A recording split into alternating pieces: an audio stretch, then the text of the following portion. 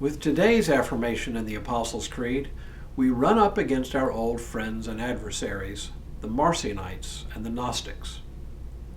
Recall that both of these groups denied the value of earthly existence, believing that the whole point of Jesus' ministry to us was to free us from physical existence and restore us to some imagined spiritual existence.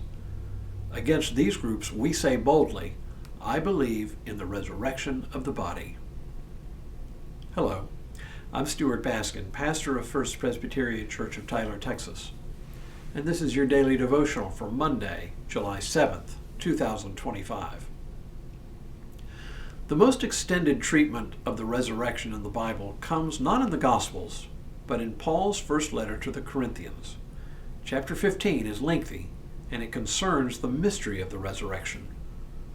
Paul begins the chapter with a summary of the Christian message that is strikingly similar to the Apostles' Creed, or at least to the portion dealing with Jesus Christ.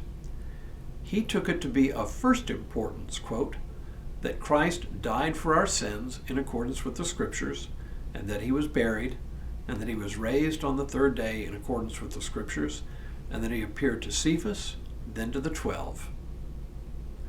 Then beginning with verse 12, Paul asks a penetrating question aimed at early Gnostics at work within the Corinthian church. Now, if Christ is proclaimed as raised from the dead, he asks, how can some of you say there is no resurrection of the dead?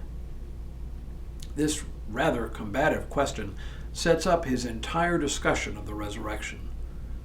The discussion comes to a crescendo about halfway through the chapter with a bit of a snarky take on his opponent's objections to the idea of the resurrection.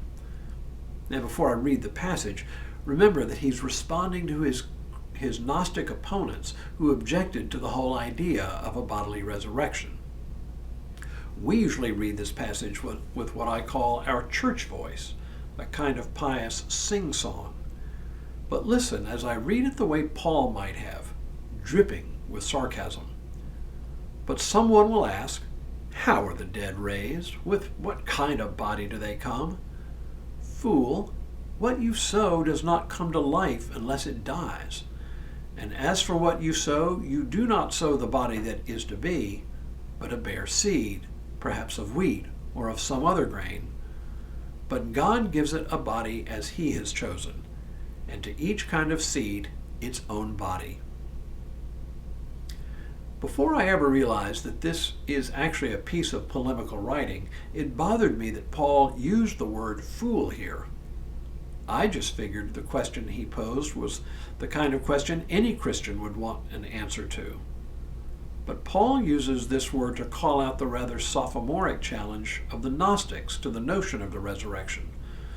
So it is not a resurrection curious that Paul addresses here, but the resurrection skeptical. But Paul quickly pivots from putting down the skeptics to a rather more pastoral tone as he describes the indescribable, comparing the resurrection body to a plant that sprouts from a seed.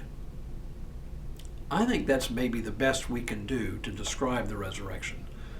None of us has ever seen a resurrected body, so the best we can do is resort to metaphors and images, as Paul does here. What you sow, he says, does not come to life unless it dies.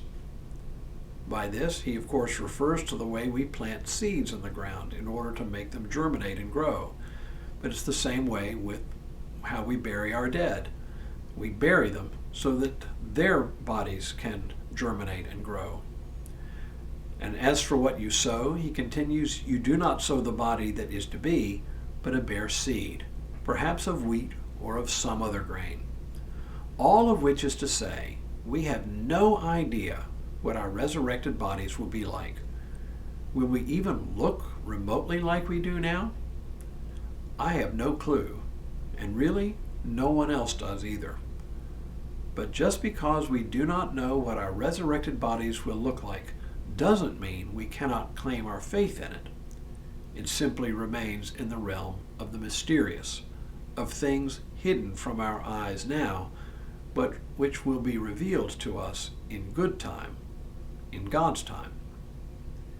The idea of the resurrection of the body is a bold statement that what God has created in this material, if corrupted world, is ultimately good. And in the resurrection, we will be restored to that original goodness. It is a repudiation of any notion that this material body is bad or evil, a repudiation of the notion that we are ultimately destined to some spiritual realm free from material existence. No, we do not say, I believe in the resurrection of the soul, but I believe in the resurrection of the body. I just hope my resurrection body is a little better than the one I have now, but that's way above my pay grade. Tomorrow, life everlasting. But for now, may God continue to bless you and keep you in all that you do this day and in all the days ahead.